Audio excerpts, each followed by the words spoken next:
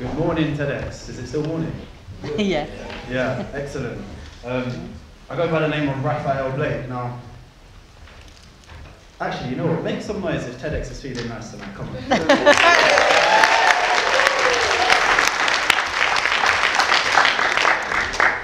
So I'm a spoken word poet, and the pieces I'm about to recite from you are from a project I'm about to launch called The Undergraduate, which is quite ironic given where I'm standing, you know, in the university hall.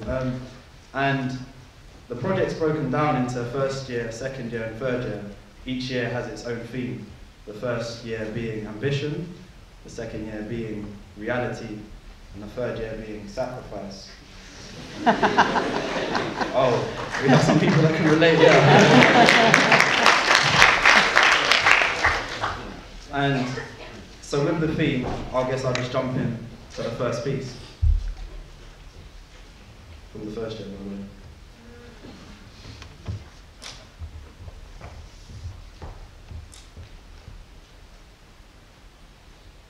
Everyone knew this little boy was going to fly aeroplanes.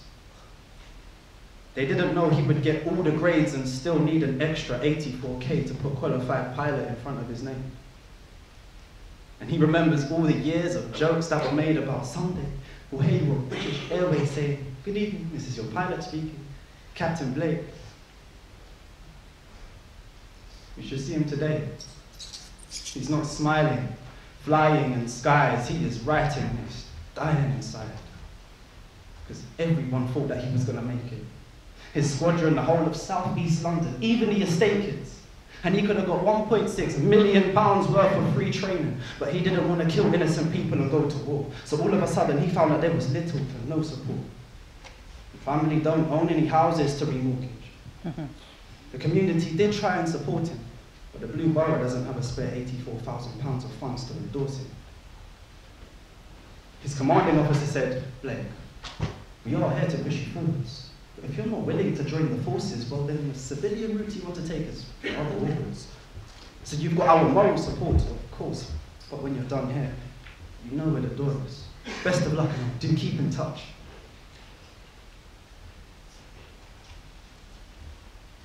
This wasn't enough to make me want to give up. But I looked before me and felt like maybe I'm running out of luck. And I know I am not rich, but how does every other pilot make it to the cockpit? There must be some other ways to make money that I just don't know. And I don't want to turn to the roads, but it's always been my lifelong dream to circle the globe. Maybe my postcode indicates that I wasn't even supposed to aspire to these heights in the first place. And if I look like one of them youths that they portray in the news, I'm not going to stand here and be a spectator when I'm in just as much pain as they are. See, sometimes I want to spray arms just so I can bring some attention to the isolation that's in my heart. But we're in this together. So I will simply swallow propellers before I go to bed every night, just so that I can fall asleep mid-flight in my hood Thames and wake up to airlines operating in my footprints. I will drop jumbo jets from every pen I find, roll a fuselage into every word I write, just so that I can recite a comfortable first-class seat for you all to recline. You see, gravity knows there is nothing that cannot be defied. You just need to apply a little aerodynamics to the mind. So I'm going to do poetry today, but for the rest of time, I'll continue to climb and take my stripes. So fasten your seatbelts and hold on tight, because I think I just found a way that we can take this to the skies. Let's take this to the sky. Thank you.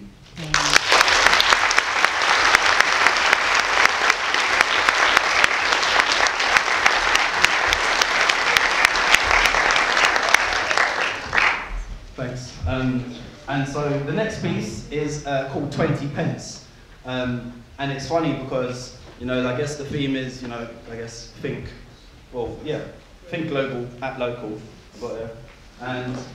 And even though it's called 20 pence, it's actually how the poem started. I actually literally woke up one day and I had 20 pence in my bed, and that's how the story was born. It will make sense in a second.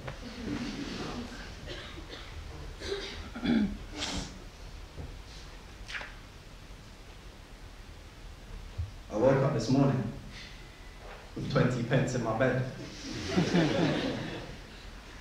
And thoughts of being filthy rich started to contaminate the dreams that float in my head. And so I turned to the crystal dome, that glow on my desk, and I launched Google Chrome to ask what this meant. And it read, desensitized.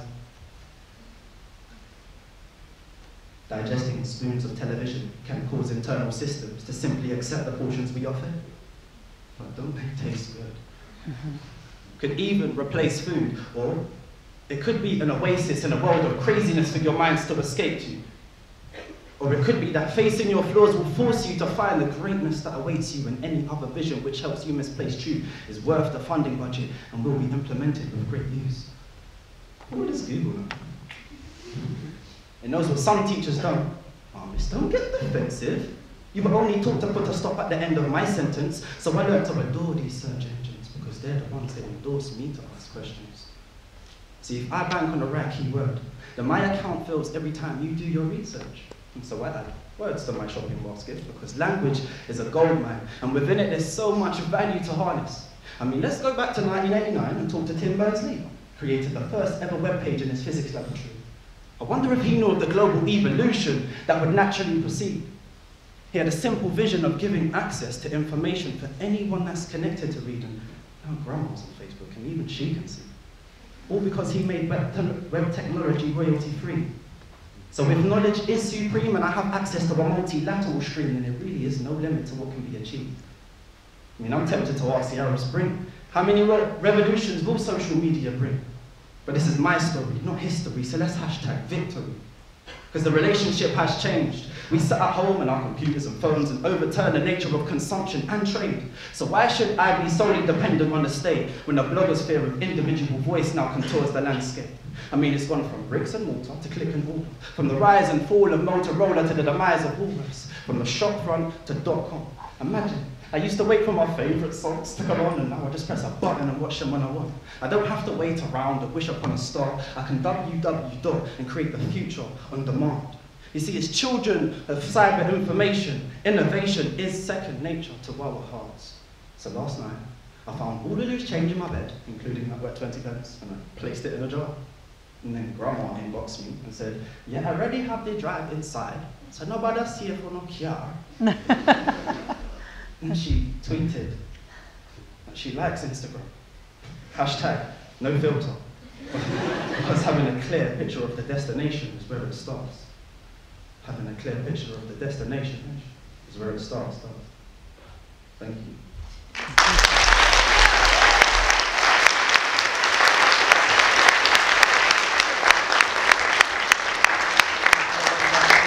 I can be found on all of the social networks. Raphael Blake. Thank you very much. TEDx.